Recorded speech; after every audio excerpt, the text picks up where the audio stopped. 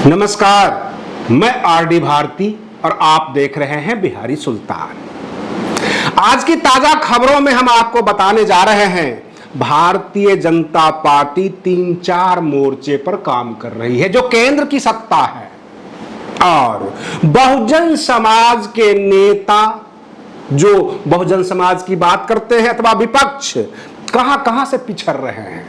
मैं आपको बता दूं, आज सदन में हमारे देश के गृह मंत्री अमित शाह जी दिल्ली सेवा बिल पेश करने वाले हैं। उसके ऊपर चर्चा होगी और अविश्वास प्रस्ताव के ऊपर भी चर्चा होगी।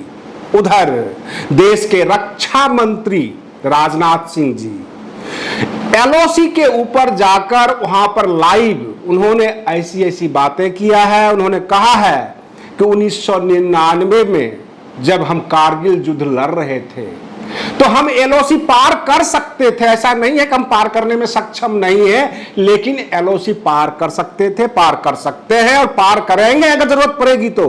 कहने का तात्पर्य है अब चर्चा होगी तो पीओके के ऊपर, पाक ऑक्युपाइड कश्मीर। जो उनके विदेश मंत्री हैं एस जयशंकर, उन्होंने पहले ही कह दिया है, नोटिस कर दिया है कि पीओके के ऊपर चर्चा होगी, अब बाकी कश्मीर के ऊपर चर्चा करना भूल जाइए। ये तो दो बातें हुई। तीसरा, बिहार में एक जघन्य अपराध होता है, अपराधी पकड़े जाते हैं और उसके ऊपर भाजपा और बिहार की जो शासन है राजद और जदयू पॉलिटिकल डिबेट में उसको बदल देते हैं। जो जदयू और आरजेडी के प्रवक्ता हैं वो ये कहते हैं ये भाजपा का कारनामा है, भाजपा के जो नेता हैं उनके जो आदमी हैं उनका कारनामा है। और भाजपा वाले कहते हैं बिहार में जंगल राज की वापसी हुई है, जघन्य अपराध हो रहे हैं। कहने का मतलब कोई मरे कोई जिए, इनको तो केवल राजनीतिक चर्चा करनी है। कहने का तात्पर्य है अब एससी एसटी ओबीसी माइनॉरिटीज, शोषित वंचित पीड़ित के अधिकार के ऊपर डिबेट नहीं होगा। डिबेट होगा तो हत्या और बलात्कार के ऊपर। अगर डिबेट होगा तो मणिपुर की हिंसा के ऊपर, वहां भी वर्चस्व की लड़ाई है। मैं आपको लेटेस्ट खबरों में बता दूं कि आज मुंबई और जयपुर ट्रेन के अंदर आरपीएफ जवान ने गोली चलाई जिसमें एक एएसआई मर गया और 3 यात्री मर गए।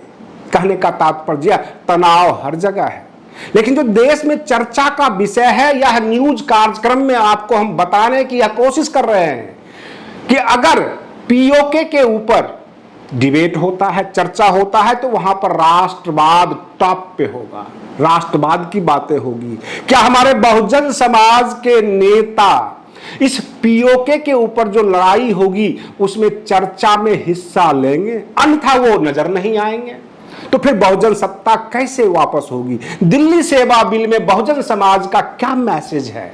क्या सत्ता के साथ है या सत्ता के खिलाफ है? क्योंकि वहां पर लड़ाई होगी भाजपा की, आम आदमी पार्टी की। आम आदमी पार्टी की तरफ से जो है कांग्रेस भी विरोध कर सकती है। तो कहने का तात्पर्य हमारा यह है कि जब देशव्यापी लड़ाई हो तो बहुजन समाज के नेताओं को, खास करके बहन मायावती जी को, जो वरिष्ठ लीडर है बहुजन समाज पार्टी की राष्ट्रीय अध्यक्ष हैं, उनको बीच में कूदना चाहिए, उसके चर्चा पर बात करना चाहिए, उन चर्चाओं के ऊपर और बोलना चाहिए क्या पीओके इस देश का हिस्सा है या नहीं है और वह हासिल होना चाहिए या नहीं होना चाहिए, इसके ऊपर भी बहन जी को बोलना होगा। दिल्ली सेवा बिल के ऊपर भी बहन मायावती जी को बोलना होगा, तब जाकर राष्ट्रीय फलक पर वो नजर आएंगे।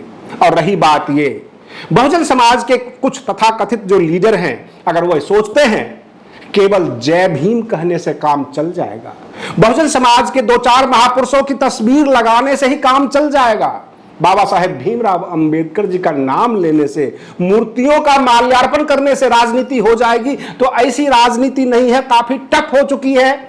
और भाजपा आपको कई मोर्चे पर खेलने का मौका देगी। अगर आप बल्लेबाजी कर सकते हैं वहां पर जाकर, तो सत्ता की उम्मीद कीजिए, अथवा सत्ता की कोई उम्मीद नहीं है। कारण उत्तर प्रदेश में भाजपा का शासन है, जगह जगह ये ध्रुवीकरण करेंगे। बिहार में शुरू हो चुका है और पूरे राष्ट्रीय फलक पर चर्चा के लिए विदेशी बातों को करने के लिए ये पीओके का सहारा ले लेंगे। अभी न्यूज चैनल पर सीमा हैदर, अंजू और इससे पहले ज्योति मौर्य का टॉपिक चल रहा था, क्योंकि मीडिया के पास चटकारे लगाने वाला कोई मुद्दा था नहीं। बीच में मणिपुर का मुद्दा आया।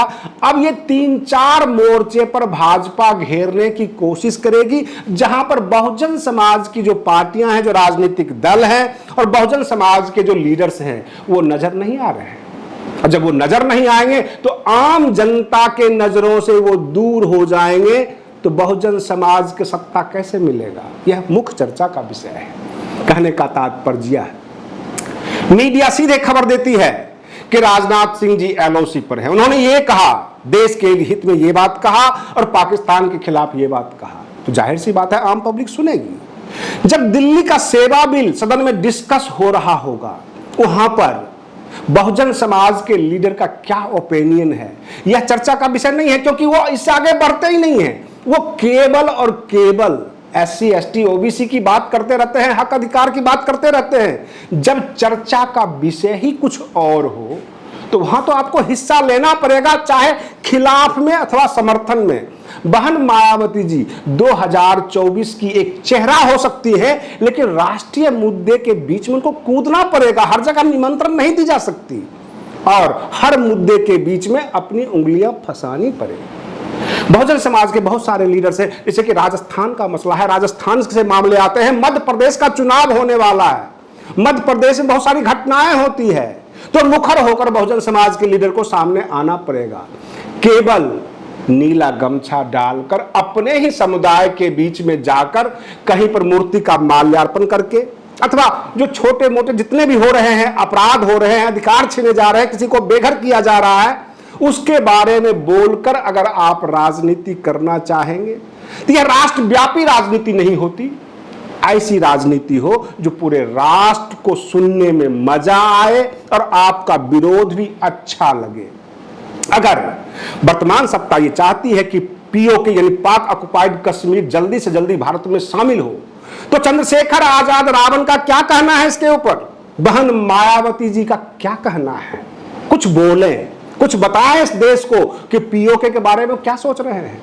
और दिल्ली सेवा बिल के बारे में चंद्रशेखर आजाद या बहन मायावती जी क्या सोच रहे हैं? देश सुनना चाहती है आपके मुंह से कि अगर बहुजन समाज की सत्ता आएगी तो यह देश का नक्शा कैसा होगा? पीओके होगा भारत के साथ?